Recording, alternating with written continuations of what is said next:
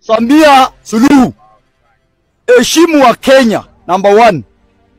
Kwa sababu sisi wa Kenya ndio tunafanya hata hawa na muziki wana trend Kenya mzima hapa na East Africa. Sisi ndio tunawainua.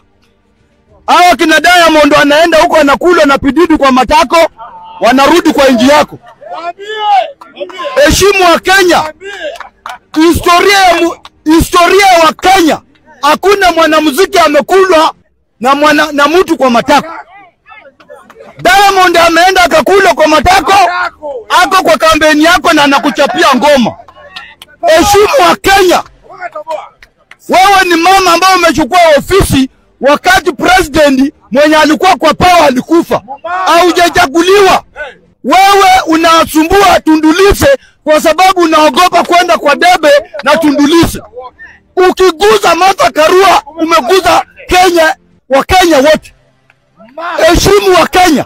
Na ukiendelea hivyo venye umetuambia atutusiganyage huko Tanzania, sisi hatuna haja na Tanzania, but ile kitu na kuashua Boni Mwaitaje pia asikanyaga hapa Kenya.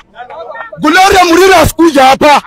Na pia tutarudisha Rose Muhando kumuinport arudi huko. Listen. Nataka niambie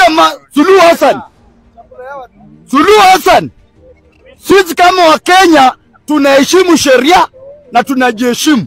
Hayo ni maneno kutoka kwa Kenya, na ikiwa ni dhahiri shairi kabisa kwamba umechukizwa na kile kinachoendelea kwa sasa hivi baina ya Tanzania na Kenya. Na hii ni mbaya sana endapo tunazungumzia kwa wale ambao wanafanya biashara zao na wanafanya maisha yao katika nchi ya 254, kwa sababu tayari imeshaonekana kabisa kwa sasa hivi kuna uhasama mkubwa kati ya Wakenya na Watanzania. Hili ni baya sana kwa miaka ambayo tumeweza kuishi na Wakenya kwa almost zile miaka mingi sana kukiwa na amani na furaha, lakini kwa baada ya hili ambalo limeendelea kuzidi kukua kwa kasi kabisa ni bifu, na ni wazi kabisa kwamba Wakenya wameingia kwenye bifu na chuki zito baina ya Tanzania na Kenya. Kwa sababu tumeweza kusikiliza pia hata kwa kauli ambayo aliweza kumzungumzia pia msanii maarufu Diamond Platnumz kwa kile ambacho kilishawahi kumtokea baada ya kwenda kwa Pididi. Na haikuishia hapo, bado Dr. Samia Suluhu Hassan aliweza kuhusika katika maneno yao na ujumbe mzito ambao mpaka sasa hivi mpaka kwenye mabunge ya Kenya 254 wamekuwa kiendelea kumzungumzia Dr. Samia Suluhu Hassan. Na hata kwa wale wote wanaofanya biashara na wanaofanya maisha yao katika nchi ya Kenya, manake watakapokutwa sehemu yote huenda ikawa ni hatari kwa sababu imeshaonekana kabisa kwamba